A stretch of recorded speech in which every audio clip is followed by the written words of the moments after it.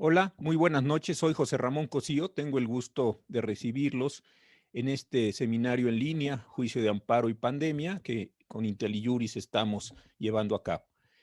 Creo que una de las cuestiones más debatidas, más interesantes para las próximas semanas, tiene que ver con las funciones que el juicio de amparo, este proceso constitucional tan importante en la vida nacional, va a tener que desempeñar respecto a los actos de autoridad, a la protección de derechos de todos, a la reconstrucción del sistema federal, en fin, lo que son sus elementos históricos y tradicionales.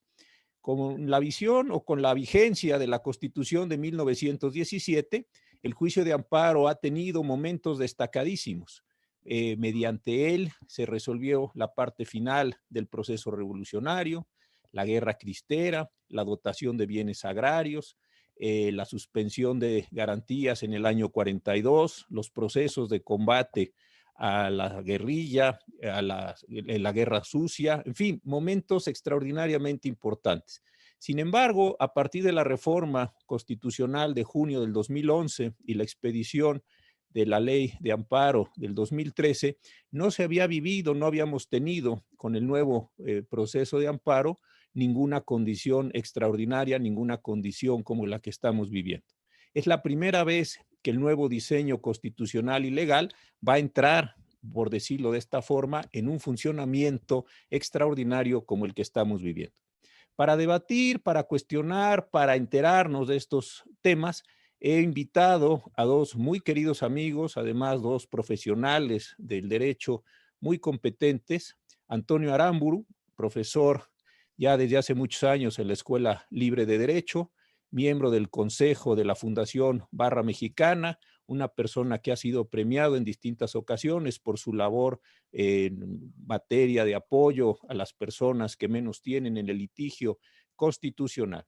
También he invitado a Luisa Conesa, una querida amiga también de hace muchos años, profesora en la Escuela Libre de Derecho en la Universidad Panamericana, socia del despacho Conesa, Labastide y Asociados, y una persona que también se ha destacado mucho en el litigio constitucional novedoso, en el litigio constitucional de apertura. Para poder comenzar en este programa, me gustaría hacer una pregunta básica. ¿Qué es lo que ya estamos observando en materia del juicio de amparo? No aquello que podría pasar, aquello que sería deseable, sino aquello que ya ha acontecido. Luisa, ¿qué estás observando? ¿Qué te ha llamado la atención? ¿Qué nuevos actos reclamados? ¿Qué nuevas autoridades? ¿Qué nuevas cosas estás viendo ya con el tema de COVID-19 en materia de amparo? Te doy la bienvenida y, por supuesto, el uso de la palabra. Muchas gracias. Un saludo a todos los que nos acompañan. Muchas gracias, José Ramón, por la invitación a IntelliJuris. Y bueno, es un gusto y un honor estar con este panel de súper lujo. Yo creo que ahorita podemos observar por lo menos 4 tipos de amparos que se han presentado. Y bueno, un poco para hablar de los amparos presentados es importante poner en contexto el acuerdo del Consejo de la Judicatura Federal que suspende las labores, digamos, ordinarias para el Poder Judicial de la Federación y que solamente mantiene juzgados de guardia y tribunales colegiados de guardia para resolver asuntos urgentes.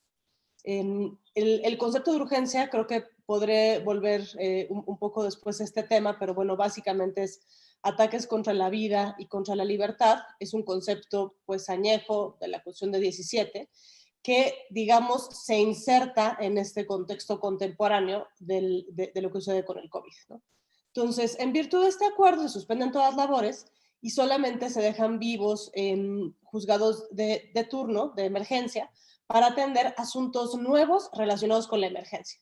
¿Qué quiere decir? Un asunto existente que tenga un carácter emergente no podría ser resuelto, sino que solamente se trataría de asuntos nuevos. Entonces, en este contexto, ¿qué tipo de asuntos hemos visto? Yo hablaría de por lo menos 4 tipos. El primero, y fue el primero que se presentó, que fue punta de lanza, fue presentado por Mexicanos contra la Corrupción e Impunidad, y hablaba de la omisión de proveer medidas en lo general Uh-huh. para cuidar la salud, ¿no? O sea, esto es como una omisión de la Secretaría de Salud, del presidente, de proveer medidas. Entonces, se les otorga la suspensión, una suspensión de plano, que es un poco lo que debería de suceder en ese tipo de asuntos por el contexto de emergencia, pero una suspensión para que se tomen medidas.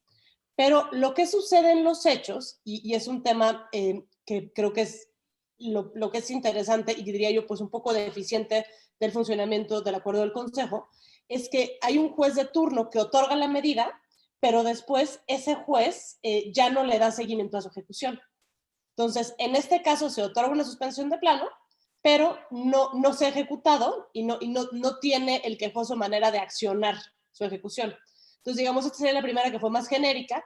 Después vienen otras más concretas. Hubo una en términos de agua, o sea, de la obligación de proveer agua potable en San Luis Potosí para una persona que vivía en una comunidad que no tenía agua, para que pudiera acatar las medidas de salubridad.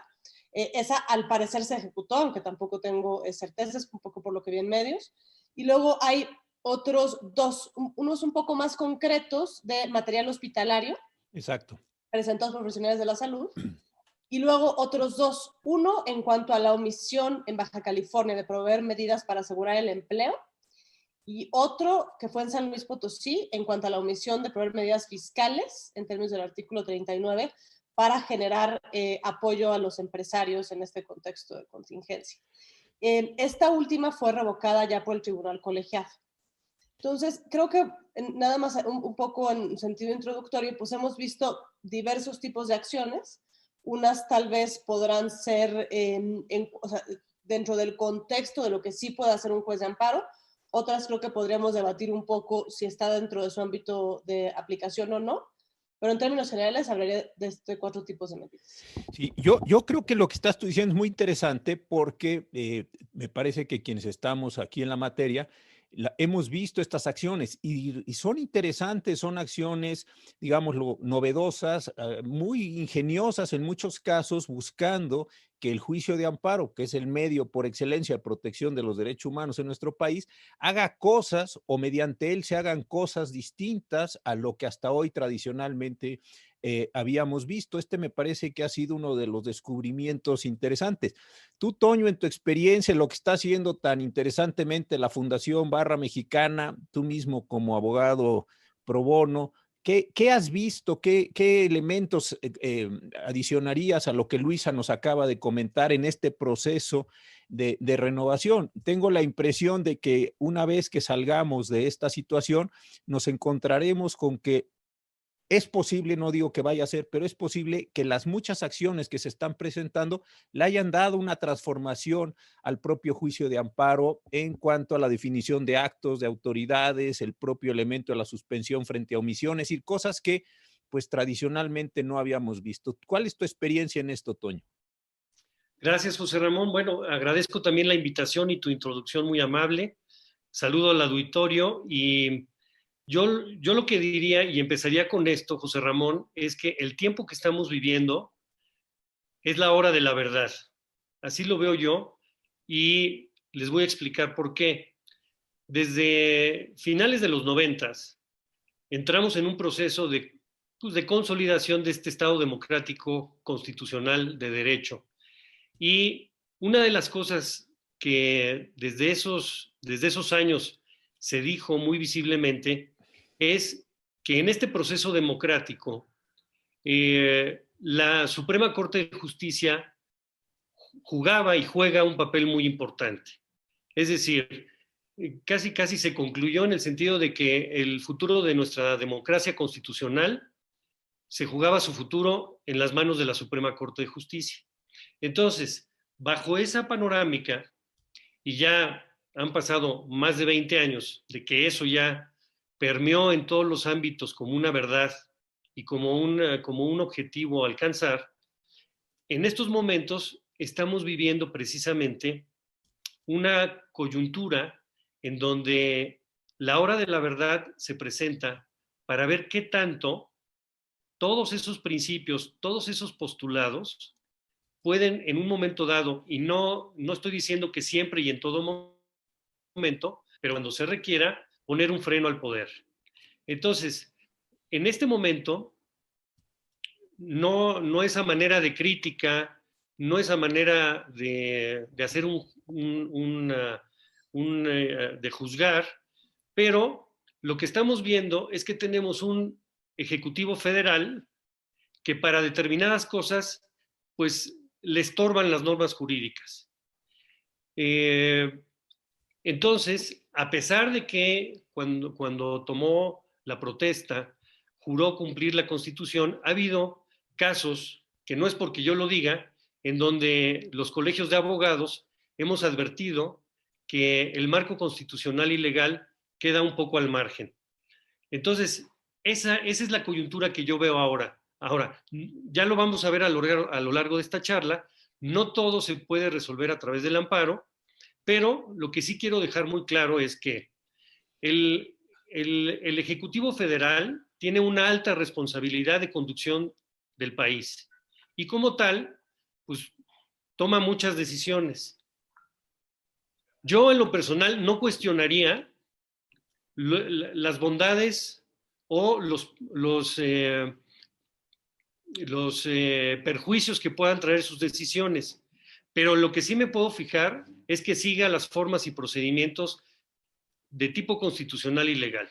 Entonces, las políticas públicas se las dejamos a la administración pública, al presidente de la República, pero la observancia de la Constitución, eso sí nos corresponde como abogados, nos corresponde como colegios, y eso es en donde vamos a poner a prueba al Poder Judicial de la Federación. ¿Tú crees que en el amparo, los amparos que hasta hoy has visto que se están promoviendo, los que Luisa nos hacía mención hace un rato, en los 5 o 6 amparos que han sido bien interesantes, estás viendo unas novedades, estás viendo mayor ingenio en la profesión, estás viendo que la profesión se ocupa, voy a decirlo así, del orden jurídico que está tratando de protegerlo? ¿Has visto cosas que te hayan llamado la atención en materia de amparo en estas semanas de la contingencia?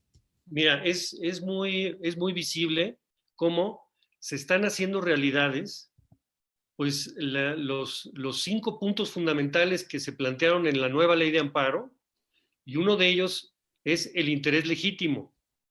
Entonces, con base en el interés legítimo, la afectación a la esfera jurídica se considera de manera más amplia, en el contexto de que a la Constitución se le tiene que dar el carácter que tiene de norma jurídica y de eficacia directa, y entonces con base en ese cambio de paradigma que se dio con la nueva ley y con la reforma constitucional del 2011, el interés legítimo, pues ahora lo estamos utilizando para hacer justiciables los derechos humanos. Y lo que sí estoy viendo es que algunos tribunales, no digo que sean todos, pero desgraciadamente sí creo que son la mayoría, están regresando a argumentos formalistas propios de la segunda mitad del siglo XX. Entonces, esa sí es una cuestión preocupante porque están haciendo a un lado la evolución que se logró durante 30 años y están regresando a criterios formalistas y se están alejando de la justicia del caso concreto. Yo creo que son momentos de oportunidad para que se hagan realidad todos esos principios constitucionales y de la teoría general de la defensa de los derechos fundamentales, en el sentido de que un momento como el que estamos viviendo de democracia constitucional, el juez tiene que ensanchar, tiene que acotar la actuación de la autoridad y tiene que ampliar las libertades. Y eso es lo que no estoy viendo necesariamente. Tú, Luisa, con los litigios que has llevado, tantas causas de interés público, litigios estratégicos, en fin, a mí me parece que la oportunidad de desarrollar, voy a decir una obviedad, el derecho a la protección a la salud es importantísima. Vemos en los medios de comunicación que los médicos, que las enfermeras, que los doctores, las doctoras, todos, el personal de salud en general, no cuentan con los equipos, no cuentan con los suministros, además de ser agredidos, cosas muy desafortunadas, de verdad muy tristes que están pasando. Pero creo que viene un momento muy interesante en esto que decía Toño, para no caer en las rutinas, para no caer en el 16 constitucional como caballo de batalla de los amparos, sino una posibilidad de expandir estos elementos. Algunos de los amparos a los que nos hacías mención son precisamente estos de por qué el personal de salud, los enfermeros, las doctoras, no tienen estos insumos, por qué están en una situación precaria en estos casos. ¿Tú ves que vaya a ser uno de los elementos interesantes de protección en los próximos años? ¿Te estás imaginando que desde aquí podríamos tratar de expandir, como dice Toño muy bien, ese derecho a la protección a la salud, ya no solo para la población, sino inclusive para el personal médico? ¿Estás vislumbrando este aspecto que a mí me parece lo más interesante, lo más novedoso? No es deseable, pero pues esa es la circunstancia que nos tocó vivir. Sí, yo creo que sin duda, si hubiera un caso claro, y más en el contexto de la emergencia, que actualizaría el tipo de caso urgente y que merece una suspensión de plano, pues es la omisión a los profesionales médicos de proveerles material de salud. No solo pues, es una violación directa a su derecho a la salud, sino que creo que tiene un hilo de correlación con la salud de todos, además del principio de progresividad y no regresividad. El contexto de estos litigios en materia de COVID creo que es una concreción de un contexto un poco más amplio que ya se venía dando en cuanto a amparos para niños con cáncer a quienes se les han suspendido los medicamentos. Exactamente. Que también ha habido ya a través de las sociedades pro bono, donde Toño y yo también estamos muy orgullosos de formar parte, donde hemos estado impulsando estos esfuerzos, ¿no? El problema aquí, para mí, viene no en la procedencia o no en la buena voluntad de los jueces, sino en la ejecución. Y el problema de la ejecución, pues no es menor. Creo que hay esta, digamos, este clima, no quiero decir generalizado, porque me duele decirlo, pero casi, donde hay bombo y platillo cuando hablamos de las grandes sentencias de la Corte o de los juzgados, y después la ejecución, parte por decisiones de la propia ley de amparo, por actuar de las autoridades, pues se va yendo, y entonces es una diferencia pues entre digamos, la ley en los libros y la ley en los hechos, porque esas sentencias son muy difíciles de ejecutar. Nosotros como litigantes lo vimos al día a día. Te puedo hablar en materia de salud, por ejemplo, una sentencia muy importante que dictó la segunda sala en cuanto a omisión reglamentaria de que exista un reglamento en materia de cannabis medicinal y específicamente del menor que promovió el amparo de que se le provea medicamento de cannabis por el sistema de salud, y han pasado 8 meses y es una sentencia que no se puede ejecutar. Así es. Porque el contexto de la ley de amparo le permite a las autoridades hablar de vías de cumplimiento, y luego tienes también pues un poder judicial saturado de asuntos. Entonces se genera una bola de nieve en la cual parece que las herramientas procesales o las categorías hasta el momento en que se dicte la sentencia, pero después la ejecución se queda muy flaca. Y yo creo que eso es uno de los temas ya un poquito en paralelo que la reforma judicial debería de enfocarse. No, y además en tiempos donde las decisiones se tienen que tomar a una velocidad y los suministros entregarse de inmediato, porque de otra forma, pues si vamos a estar litigando dentro de 2 años, pues ya pasó lo que vaya a tener que pasar en los próximos días. Estoy recibiendo muchas preguntas, de verdad estoy sorprendido de la cantidad de preguntas que nos están haciendo. Yo había pensado dejarlas un poco hacia el final, pero estoy tentado, si les parece bien a ustedes, a irlas sistematizando, porque yo creo que aquí vamos a tener una parte muy rica entre los tres para contestarlas. Yo afortunadamente pues las leeré un poco más, ustedes las contestarán un poco más y entonces estaremos todos muy contentos. A ver, creo que esta primera es bien interesante, a ver qué les parece. Hay una persona que me pregunta concretamente si las restricciones a la circulación que anunció el día de ayer el gobernador de Michoacán, que no es el único, pero se está refiriendo esta persona a él. Se han anunciado restricciones importantes en otros estados de la República. Primero, si son constitucionales o no desde su punto de vista, y dos, y como consecuencia de lo anterior, si son o no impugnables mediante el juicio de amparo. De estas hay varias, estoy seleccionando o agrupando varias en una sola, pero me parece que aquí hay un asunto interesantísimo. creo que coincidiremos en que ante la falta de una acción decidida, eficaz de la Federación en materia que trate de organizar una acción de salubridad única, lo que estamos viendo es una dispersión donde presidentes municipales, particulares, en fin, están tomando acciones bastante erráticas. Entonces, aquí hay una primera preocupación, Toño, no sé si quisieras contestarla, Con mucho sobre gusto. estas restricciones. Yo creo que la pregunta y la inquietud aplica no nada más para los gobernadores o para las autoridades locales, sino también en general para la federación. Debemos de partir de una realidad que es, para poder gobernar, lo deseable es que nuestras autoridades lleguen a un justo medio entre la responsabilidad que tienen de gobernabilidad y la responsabilidad que tienen para respetar las libertades de los ciudadanos.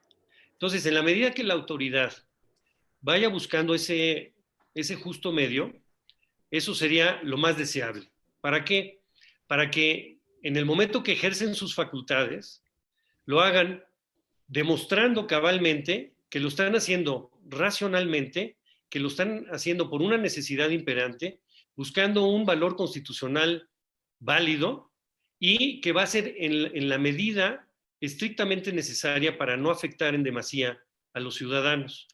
Entonces, todos esos parámetros de racionalidad, todos esos parámetros con los que la autoridad tiene que conducirse al ejercer estas facultades, que sin lugar a duda las tienen desde el punto de vista constitucional, y en el caso de los estados habrá que atender a sus constituciones locales, pero en general también tienen una responsabilidad para mantener el orden y defendernos de esta pandemia. Lo deseable es que al emitir los actos se demuestre que hubo un ejercicio de racionalidad, de necesidad y de estricta proporcionalidad en esas restricciones que se hacen, porque lo que se ha dicho mucho en el discurso es que no nos vamos a meter a la suspensión de garantías del 29, pero ejercitando estas facultades de control de la pandemia colgadas del 73, fracción 16, necesariamente los derechos de los ciudadanos se van a ver limitados. Aquí el reto es que esa limitación esté perfectamente justificada. ¿Tú lo ves igual, Luisa, o crees que es necesario una acción federal por parte del Consejo? O inclusive, lo voy a decir porque me parece que es importante, sopesar o considerar la suspensión de derechos en términos del 29 constitucional, si es que esto tuviera alguna acción incremental. Yo sé que el presidente de la República ha dicho que no va a decretar estado de excepción o estado de alarma, estado de sitio. Él ha usado diversas categorías, pero ya sabemos nosotros que en el 29 constitucional hay esta condición, porque, insisto, siguen saliendo las preguntas aquí y son muchas de estas. Una persona acaba de preguntar muy interesante, oiga, pero también hay particulares que se están, entiendan en qué sentido lo digo, haciendo justicia por su propia mano y están impidiendo que las personas entren a ciertas comunidades para que no se puedan contagiar en ese mismo sentido. Entonces, ahí también inclusive algo que se ha desarrollado poco entre nosotros, a pesar de que la figura está desde ya desde las reformas que hemos mencionado del 11 y el 13, el amparo contra particulares, tampoco eso lo hemos centrado mucho en estos momentos, digamos, ordinarios. Ahora que estamos en los extraordinarios, también ahí hay una discusión que me parece que va a ser central para tratar de reorganizar la convivencia social. ¿Tú cómo la ves, Luisa? Yo creo que aquí, o sea, la omisión del Ejecutivo Federal y del Consejo de Seguridad General de actuar oportunamente en su momento y de generar medidas claras, no ambiguas, digamos, suficientemente acotadas, es lo que ha generado esta actuación dispersa y heterogénea por parte de los órganos locales. Lo cual me parece que es incorrecto. O sea, vamos, entiendo el contexto emergente, pero me parece que normativamente no era lo correcto, porque el artículo 135 de la Ley General de Salud le da la competencia a la Secretaría de Salud de llevar a cabo esta coordinación con los estados. Y más aún en un contexto de una pandemia nacional. Porque si bien es cierto que es diferente el contexto de Nuevo León que el contexto de la ciudad, lo cierto es que lo que pasa en Nuevo León afecta a la ciudad y luego afectará a Ciudad de México y afectará en Chiapas. Entonces, es indispensable que tengas una línea conductora clara. Y es esta omisión la que ha llevado al ejercicio de competencias que, bueno, pues habrá que ver en cada caso, como decía Toño, si es que existe alguna suerte de competencia en la Constitución local, pero eso pues tiene que ser acotado, o sea, más bien cotejado en el contexto de la Ley General de Salud. Pero bueno, si tienes una omisión del que lleva a cabo la dirección, pues entonces tienes el uso de competencias autónomas para tratar de darle cierta racionalidad local.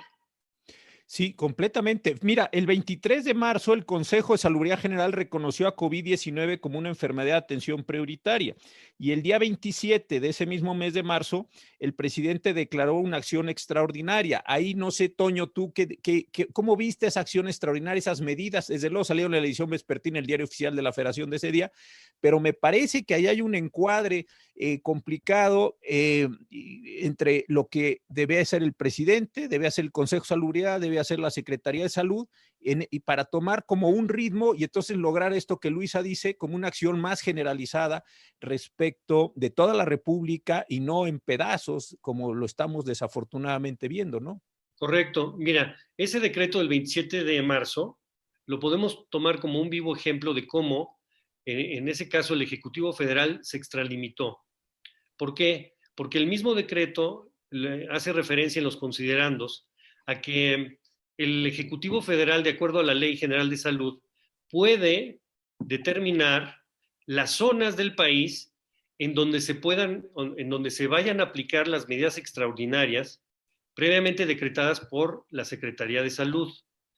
Y luego, en el articulado del decreto, lo que hace, en lugar de designar las zonas en donde se van a aplicar las medidas extraordinarias, lo que hace el Ejecutivo Federal es que decreta medidas extraordinarias. Desde mi punto de vista, ahí hay un salto en el vacío, porque con base en una facultad que tiene para determinar las zonas, decretó medidas extraordinarias. Y además lo hace en suplantación del Congreso Federal, porque esas medidas extraordinarias están previstas en la Ley General de Salud y además no fue poca cosa, porque en esas medidas extraordinarias que emitió el Ejecutivo, pues exentó de llevar a cabo licitaciones para la compra de medicamentos y insumos y además también exentó a que se lleve a cabo el procedimiento de internamiento de mercancías para lo que se vaya a comprar. Entonces, ahí ya se está viendo un sesgo, ahí ya se está viendo una extralimitación de cómo, lejos de abocarse a lo que es la defensa de la salud, ya se está yendo por unas vías que yo les llamaría como atajos, pues para lograr lo que desde su punto de vista pretende. Pero esto generó que posteriormente el secretario de Salud, emitiendo un par de acuerdos más, se fue también a determinar algo que es muy sensible para todas las empresas y que es lo que tiene que ver con este concepto jurídico indeterminado de las actividades esenciales. Y no solo eso, sino que en otro de esos decretos hasta favoreció a la federación dejando a salvo los proyectos prioritarios del gobierno y dejando fuera de esa posibilidad de seguir trabajando aún con un mínimo de actividad a muchas empresas y sectores que no están metidos en esos proyectos prioritarios. Entonces, ahí sí se ve el desvío de las facultades que creo que no corresponden. Entonces, no estamos cuestionando lo que se hace, sino cómo se hace. Entonces, a ver, tenemos aquí un corte. Hemos hablado de la condición de los gobernadores, que me ha parecido muy interesante, presidentes municipales, la factura de las normas, de las disposiciones jurídicas que se dan la posibilidad de ir redondeando. Y Luis se introdujo un tema adicional muy interesante sobre las dificultades de ejecutar en ese sentido. Pero hay un segundo grupo de preguntas que tiene que ver con algo que Toño decía y que también me parece muy importante. Estamos hablando de la posibilidad de que las personas vayan mediante el juicio de amparo a un tribunal previamente establecido, etcétera, etcétera, a solicitar amparo y protección de la justicia de la Unión. Muy bien. Pero la situación en la que estamos es una situación que afecta precisamente esta situación. ¿Por qué motivo? Bueno, porque los tribunales están cerrados, hay guardias, se está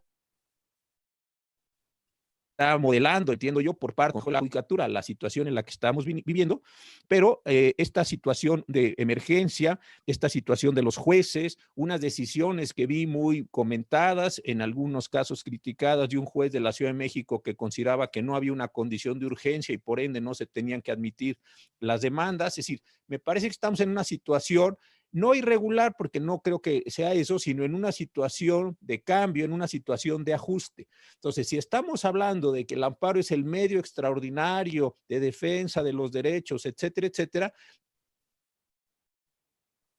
y al mismo tiempo tenemos por la cuestión de la pandemia cerrada una parte importante de esos tribunales, pues entonces aquí me parece que hay un desajuste central, y me parece que sí tendría que ser una acción que relativamente pronto abrieran el mayor número de tribunales sin poner en peligro desde luego a las personas, para efectos de que el mayor número de personas del otro lado pueda promover sus amparos, pueda obtener sus suspensiones, pueda hacer el cuestionamiento normal en una sociedad democrática de sus derechos. No sé cómo veas esto, Luisa. Sí, yo creo que ¿Coincides, no coincides? ¿Qué te preocupa en este contexto? creo que en un primer momento, la decisión del Consejo de decir, cerremos todo y activemos una urgencia que pareciera acotada, me pareció que fue una buena respuesta, porque también tomemos en cuenta la cantidad de personas que laboran en los juzgados, de litigantes que van a no llevar a cabo sus labores, pues eso era un caldo de cultivo de contagio impresionante. Ahora bien, conforme se ha ido desarrollando esto, pues sí, empezamos a ver cómo este modelo se está quedando un poquito corto frente a la realidad. Y creo que aquí, o sea, yo diría dos problemas esenciales, ¿no? Uno, la ejecución, que allí el acuerdo, el último que se dictó, que es el número 6, añade un párrafo que le dice a los jueces que o sea, que ellos siguen habilitados para actuar respecto de los casos emergentes que dictaron. Pero si tú te acercas a la oficialía, no, nada más está vigente el trámite, entonces no tienes cómo hacerle llegar al juzgado o sea, que dictó tu actuación todo lo relacionado a la ejecución. Entonces ahí mi consejo sería para todos los que están tratando de ayudar haciendo litigio estratégico, sería presentar la demanda el lunes, para que tengan toda la semana para que se pueda ejecutar el mismo órgano que le dictó la resolución. Porque si la presentas el domingo, la guardia termina el lunes, entonces ya te vas a quedar con una suspensión que vas a enmarcar y no vas a poder ayudar a nadie. Entonces creo que es un primer tema. Un segundo tema es obviamente el juicio electrónico. O sea, todo aquí tiende hacia, y bueno, creo que esta crisis nos lo ha evidenciado aún más, hacia llevar a cabo muchas cosas online. Y ya existe un juicio electrónico, creo que lo que hay que hacer es robustecerlo, modernizarlo, porque también hay problemas que entonces se cae en el sistema, problemas para los términos, ¿no? Pero tiene que robustecerse, modificarse y privilegiar pues la agilidad en el trámite y obviamente pues el acceso a la justicia. Creo que es una de las grandes lecciones que se tiene que llevar el consejo de esto. Yo diría que en la coyuntura, creo que lo que deberían de hacer es habilitar, tal vez que los juzgados estén por lo menos de guardia 2 semanas, o sea, una para dictar los acuerdos y la siguiente para ejecutarlos, y así irse turnando y que no se genere este vacío pues, de realidad de las sentencias. Claro, y tú, Toño, con la experiencia de tantos años, lo que dice Luis a mí me parece muy, muy importante, porque estamos hablando de derechos, de juicios, de protecciones, en fin, de un conjunto de cosas que suenan bien, pero si no están las ventanillas abiertas a donde vas a llevar esos reclamos, pues resulta muy complicado. Yo con toda franqueza no sé cuál es la condición que están viviendo en distintas entidades federativas, los circuitos judiciales, pues. Pero ¿qué pasa si un presidente municipal, como se anunciaba la semana pasada y vuelve a los problemas, termina un toque de queda, de tales a tales horas las personas no pueden circular, o al que sea sorprendido en la calle circulando sin una finalidad también se le detiene o se le interroga, en fin, ahí hay unas pues afectaciones a las libertades tradicionales. Entiendo la situación de la pandemia, pero si no están estos juzgados, no va a ser posible que se genere precisamente con lo que tú iniciabas del control democrático al poder público. Creo que ahí sí, no solo me refiero estamos hablando del amparo, pero los jueces de muchos de los poderes judiciales de los estados también tendrían que estar actuando. Hay problemas de violencia intrafamiliar, hay problemas de pensiones, hay problemas de custodia. Es decir, la vida sigue en todas sus dimensiones, y creo que aquí sí la judicatura tendría que encontrar los mecanismos para cada vez estar más al presente, no como una acción heroica, sino simple y sencillamente como una acción cotidiana de tratar de ayudar a contender y a ordenar estos fenómenos. Toño, no sé qué Sí, mira, opinas con tu experiencia. yo lo que señalaría ahí serían básicamente 3 puntos. En una primera óptica general, yo creo que el Consejo de la Judicatura ha dictado medidas en exceso, incluso más allá de lo que decretó el propio secretario de Salud. Yo creo que es urgente que se regrese a la actividad un poquito más normal. Como segundo punto, lo que diría es que a pesar de las adversidades, en este momento sí tenemos abiertos los jueces para tramitar asuntos urgentes, y en ese sentido lo que yo comentaría aquí al auditorio es que para cualquier persona que necesite acudir a presentar un amparo porque, por ejemplo, algún enfermero que no le dan el equipo necesario, lo más aconsejable es que acuda, por ejemplo, a organizaciones como la Fundación Barra Mexicana o similares, estas organizaciones que apoyan el acceso a la justicia, para que busque la vía y por lo menos lo intente. Y como tercer aspecto, y creo que es muy importante, hay que tener la conciencia de que la autoridad está frente a un reto mayor. En consecuencia, tampoco pensemos que el amparo y todo lo que digamos aquí es una invitación a la revuelta y a oponernos a todo. Tenemos que ser muy cautos, y creo que debemos hacer a un lado ese excesivo ánimo que tenemos de que las garantías individuales sean absolutas.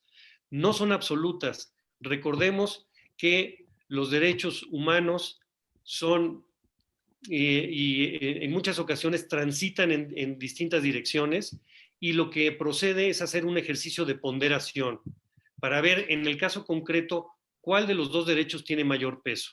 Y eso solamente lo puede hacer un juez con los argumentos de las partes y sometiendo la contienda a la opinión del Poder Judicial Federal. Pero no caigamos en esa excesiva protección de los derechos, no caigamos en ese pensar de que son absolutos, porque sí estamos ante la evidencia ya de muchos años de que no son absolutos y que colisionan unos con otros.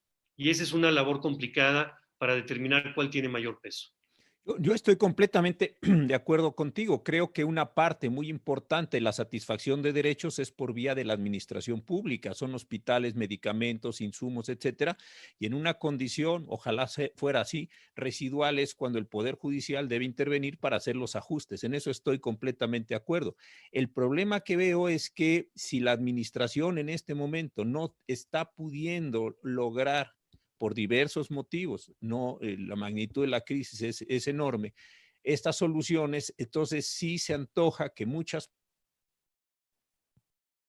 personas van a estar, como lo estamos viendo ya, promoviendo amparos para lograr respuestas inmediatas, suspensiones ante actos omisivos que les otorguen aquello que consideran de una urgencia extraordinaria. Aquí me parece que viene una paradoja increíble, y esta parte de la justiciabilidad de los derechos sociales, que si era, que si no era, en fin, esta discusión que hemos tenido en el mundo, porque no es propia de México, en el mundo en los últimos 20, 25 años, me parece que nos alcanzó el futuro como aquella película, el destino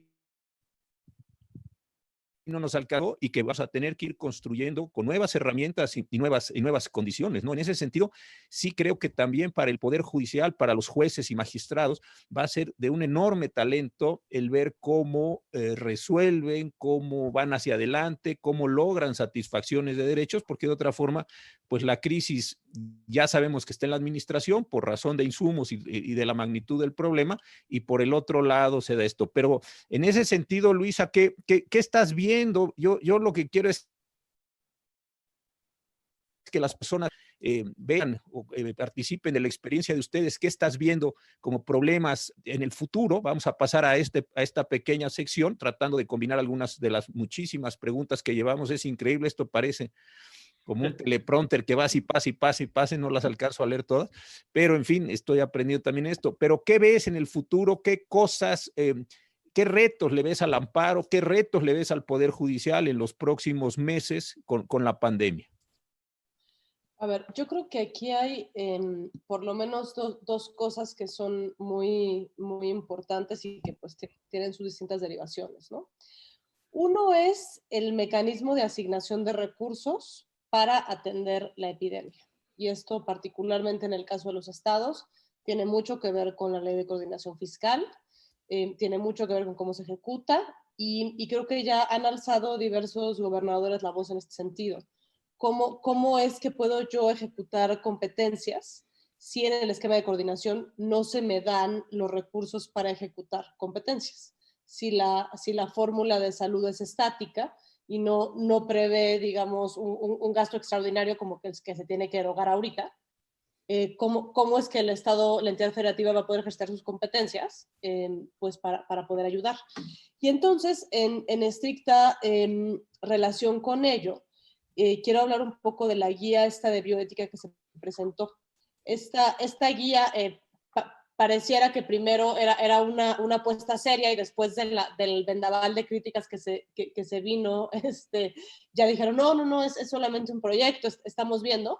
Pero bueno, ahorita que empieza la crisis, o sea, a partir, ¿no? Pensaremos de esta semana en cuanto a la escasez de los recursos, pues es cuando ya los criterios del triage, de a quién atiendes y a quién no, se van a empezar a materializar. Déjame que iba a tratar ese tema porque es una pregunta muy recurrente, la iba a dejar un poco después, pero de una vez, para las personas que no lo saben, y lo digo en 30 segundos para que tú plantees el tema del amparo. Se prevé que no tengamos capacidad como país de atender a todos en términos de camas, hospitales, ventiladores, etcétera. Y lo que la maestra Cone dice que es muy interesante, se va a hacer algo que se llama triage, que tiene una traducción triaje, y es determinar qué personas sí y qué personas no, en condiciones muy trágicas, van a tener acceso a esos servicios y desde luego tratando de salvar al mayor número de personas. Este es el tema.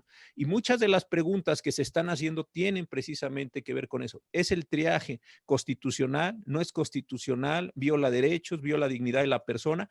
Me parece que hoy todavía no lo vemos, pero desafortunadamente cuando adquiramos ya el pico pandémico, va a ser uno de los temas más discutidos y más lamentables de todo este proceso. Ahora sí, en este pequeño contexto, querida Luisa, ¿qué ves en relación del triaje y del amparo? Sí, pues o sea, ahorita todavía no tendríamos, parece, un acto de autoridad, ¿no? Porque esta guía era una propuesta, entonces todo bien. Una vez que se concrete y ojalá haga caso de todas las manifestaciones que se hicieron valer cuestionando pues, sus criterios en términos de discriminación por razón de la edad, cuestionando la estricta necesidad en cuanto a su aplicación. Una vez que se materializa este criterio, bueno, pues entonces va a venir cómo se aplica en los hospitales. Hay un artículo que me parece fundamental para todo el que le interese este tema del profesor del CIDE, Javier Martín Reyes, más muy bueno, muy bueno. Con muchos profesionales de la salud, que precisamente le ponen los puntos sobre las IES a este tema, ¿no? Señalan que el método que se utiliza pues no es acorde a la realidad mexicana, tiene que ver mucho con las pruebas, en fin, ¿no? Varias cuestiones. Una vez que digamos, se actualiza su aplicación, pues entonces la persona, digamos, el familiar del paciente, pues se va a ver en una situación muy compleja, ¿no? Porque va a resultar que viene alguien, pues no sé, que acompaña a un familiar, a su padre, no sé, que tenga 65 años y que aplicando el triage diga, no, pues no le vamos a poner respirador porque existe aquí una persona de 30 años a quien sí se lo vamos a dar. O sea, es cierto que hay decisiones trágicas del Estado en momentos límite, ¿no? Y es cierto que hay escasez de recursos. Creo que el cómo se asignan esos recursos acorde a criterios constitucionales y convencionales, pues es cómo se irá juzgando la actuación de la autoridad en cada caso. Se podría proveer una suspensión en cuanto a digamos, a la determinación de no darle a la persona un respirador. Pues podríamos pensar, bueno, tal vez sí, pero tendrá efectos constitutivos, pero pues la medida cautelar es de salvar la vida, pero entonces si salvo la vida, estoy tomando la vida de alguien más. A mí me parece que en los contextos suspensionales esto va a ser muy complejo, habrá que ver cada caso, y creo que más bien vamos a tener que pensar ex post en responsabilidad patrimonial del Estado. Y de ese tema, Toño, esto que dice Luisa, yo creo que de verdad hoy no lo vemos y qué bueno que no lo hemos visto porque es trágico el asunto, pero viendo, se habla ya de una saturación o de estamos cercanos a una saturación en varias localidades de hospitales. Yo creo que este va a ser uno de los temas centrales y efectivamente van a ser suspensiones, la herramienta inicial y desde luego algo que me parece importante que nos contaras, Toño, ese tema donde pues no todos los hospitales son públicos, si ves la posibilidad de una suspensión contra un hospital privado que precisamente tome esta decisión trágica a la que Luisa hacía alusión, creo que ese también es un tema que no lo estamos todavía dimensionando y creo que no se han hecho las reflexiones adecuadas. Tú tuviste algunos casos muy importantes de pro bono con personas en malas condiciones de salud en algunas entidades federativas. Esos eran hospitales públicos, pero esto lo ves como una situación posible que se promovieran amparos contra hospitales privados, centros de salud privados, porque rechazan la atención de una persona. Bueno, yo lo que considero es que ante torpezas que pueda cometer el gobierno, ¿y a qué me refiero? A sacar una guía así precipitada y luego esconderla, y luego tener la situación curiosa de que la Comisión de Derechos Humanos incluso hasta sacó un comunicado diciendo que no nada más cuestionaba la cuestión de la dignidad y de la vida, sino también censuraba el que se pusiera en esa guía que no iba a proceder ninguna suspensión. Entonces, eso ya es una torpeza del gobierno porque se generó toda una cuestión que no tenía necesidad. Entonces, si las torpezas son de esa magnitud, yo creo que no va a haber más remedio y sí vamos a tener amparos en donde se planteen cuestiones muy puntuales como es la responsabilidad que se tome por decisión de quién vive y quién no vive. Y eso aplica por igual al sector público como también a los hospitales privados. Ahorita qué bueno que la Asociación de Hospitales Privados tuvo la iniciativa de ayudar al gobierno, pero sí tienen que estar conscientes de la responsabilidad que se están echando encima y tienen que ser muy cuidadosos. Yo invitaría a que en una situación límite, en una situación trágica, pues las personas acudan al medio legal correspondiente, que es el amparo, porque independientemente de que llegara a suceder el deceso, creo que sería muy importante que eventualmente alguno de esos casos lo pueda resolver la Suprema Corte de Justicia, porque ahí veríamos un criterio muy complicado que, como Luisa ya lo apuntó, tiene muchas vertientes y además en México estamos en pañales en todas esas cuestiones que a lo mejor en Europa se ven con mayor claridad, pero sí ameritaría que con la asistencia de médicos, de científicos y de especialistas, como lo hace muchas veces la Corte, se pueda llegar a un pronunciamiento, porque sí nos va a interesar mucho saber el parecer de la Suprema Corte en relación a quién decide la vida de quién. Ahora, eso es verdad, pero yo hace muchos años trabajé en la Corte con dos muy buenos ministros, Carlos de Silva y Ulises Schmil, y ellos decían, y yo creo que con toda razón y con toda precisión, que quienes estaban en la trinchera son los jueces. En este tiempo de pandemia, donde estamos esperando que las cosas empeoren, luego tengan un descenso y luego puede haber un rebote por ahí del mes de noviembre, que es lo que están analizando los epidemiólogos, pues yo creo que por los tiempos, las condiciones sociales, va a ser difícil que la Suprema Corte genere estos criterios. A mí me parece que lo que vamos a ver es mucho trabajo de trinchera de los jueces de distrito con la herramienta de suspensión, porque si esto se tarda, cuando quieran ya resolver, va a ser dificilísimo. Creo que la parte, todas aquellas doctrinas viejas del amparo y las nuevas de la apariencia, el buen derecho, aquí las vamos a tener que ver en toda su expresión. De otra forma, pues quedará eso muy interesante para los libros, pero ahí donde me parece que nuestros jueces de distrito van a tener que mostrar una enorme imaginación, un enorme compromiso con los derechos humanos, otorgar suspensiones inteligentes, lo que decía Luisa muy bien, lograr su ejecución, no simplemente otorgarlas y guardarlas, sino todo un proceso administrativo de carácter jurisdiccional para lograr estos efectos. Creo que viene una época dentro de la tragedia donde podríamos ver desarrollos jurisprudenciales muy importantes en este sentido. Luisa, ustedes dos han litigado mucho y han llevado asuntos muy importantes donde la suspensión es el elemento central del juicio, si le toca uno la sentencia o no, ya es una cuestión distinta, ¿no, Luisa? Sí, aquí, digamos, si la medida cautelar, su función primigenia es conservar viva la materia del juicio, pues el ejemplo clásico que aprendíamos todos en clases de amparo, pues era cuando se te muere el quejoso, ¿no? O sea, entonces, pues este es el ejemplo, ¿no? Que uno enseñaría básico, bueno, pues tienes que dar la suspensión porque si no se te muere. Ahora bien, también tienes que tomar, o sea, también hay que tomar en cuenta, pero tal vez ese ya no es la materia del juez, porque también hay una asimetría de información. Esto es, el juez debe ponderar que si le da la suspensión a Juan, Pedro no va a tener respirador. Esto le toca al juez. Creo que es una pregunta muy importante porque el juez debe de atender al caso concreto, ¿no? Entonces, tiene su expediente. Ella no puede saber todas las consideraciones que están tomando en cuenta en el hospital. Digo, tiene un informe previo, pero, o sea, tiene que conservar la materia del juicio. Y nada más un poco sobre lo que decía Toño y sobre estos criterios como que van hacia arriba.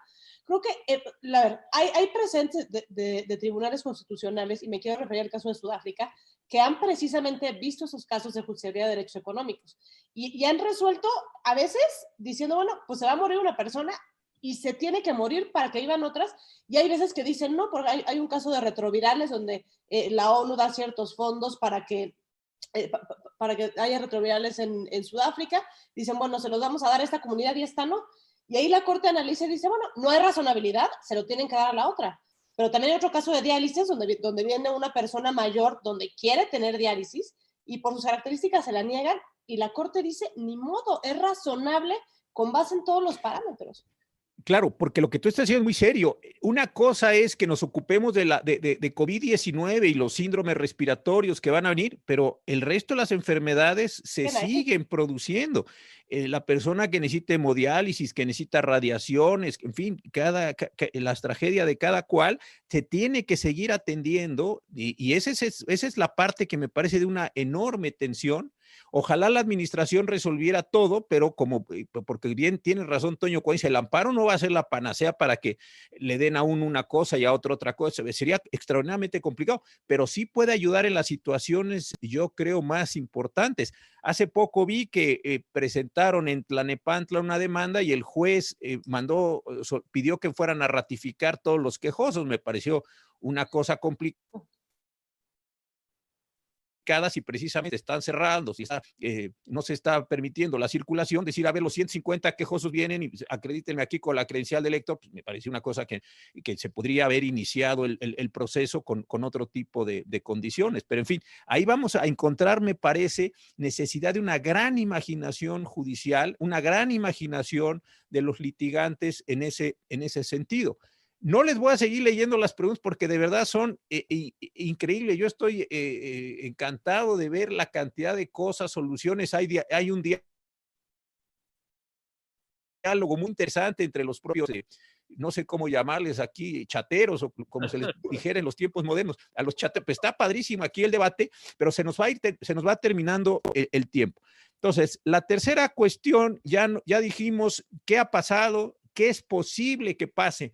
Voy a ponerlo para tener también toda una contribución como queremos hacer. ¿Qué te gustaría, Luisa, que pasara en el juicio de amparo? Entendiendo las restricciones materiales, las restricciones de derecho, las restricciones procesales, eso lo entiendo. Pero ¿qué te gustaría ver los próximos días dentro de la tragedia, porque va a serlo, dentro de las condiciones tan complicadas? ¿Qué poder judicial te gustaría? ¿Qué jueces de distrito? ¿Qué litigantes? ¿Qué te gustaría, así como una proyección, pues para terminar con una nota de ánimo en estos minutos que nos quedan? A mí me parece que el valor central es la valentía y la responsabilidad. Creo que los litigantes y los jueces tenemos que ser tanto valientes como conscientes de lo que estamos haciendo, también de que estamos utilizando recursos escasos, de que los jueces que van a llevar la guardia también están arriesgando su salud y su vida. Entonces, que seamos estratégicos, que seamos responsables, seamos claros. Y también a mí me gustaría ver a un consejo de la judicatura crítico y reactivo. Esto es, que pueda evaluar rápidamente si está siendo eficaz o no, o sea, y sobre todo pues, a la luz del artículo 25 de la Convención Interamericana, si estamos brindando un medio eficaz de acceso a la justicia, y en esa medida que se estén implementando todas las medidas día con día para que la ejecución de las suspensiones se vuelva una realidad. Pues qué bonito. Toño, ¿tú qué dirías también en este ánimo así prospectivo? Yo creo que los tiempos requieren de alguna acción o alguna actitud del Poder Judicial Federal de desmarque frente al poder público. Creo que hay un postulado que es el que no han sabido a lo mejor transmitir a los magistrados y jueces, que es la confianza en ellos, el darles el respaldo para que ellos, en su sano juicio, resuelvan los casos. Desgraciadamente, lo que yo estoy percibiendo es que hay muchos jueces valientes, pero a la vuelta del tiempo, en poquitos días, el tribunal colegiado revoca las resoluciones que primero aplaudimos y luego pues, nos dejan con mucho que desear algunos tribunales colegiados. Entonces, yo creo que lo que se necesita es mandar un mensaje muy importante de que el Poder Judicial se desmarca del poder público y que confía plenamente en el quehacer de sus soldados, que son los jueces y los magistrados. Yo no podría estar más de acuerdo con ustedes, insisto. No vamos aquí a hacer juicios.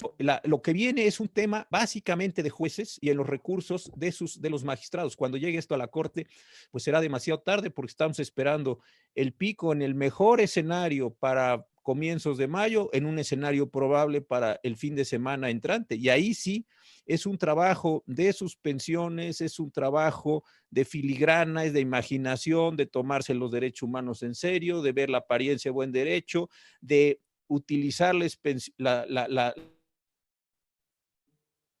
suspensión para remediar que desde luego se está presentando y todo eso, que coincido plenamente contigo, Toño, en el contexto de lo que decía Luisa, con responsabilidad, con serenidad, creo que usar el juicio de amparo, creo que usar los recursos legales del orden jurídico no puede ser en desdoro de nadie, no se está afectando a nadie, se está usando el propio orden jurídico que sostiene el sistema político para lograr la protección de los derechos humanos, que es un elemento esencial en este sentido.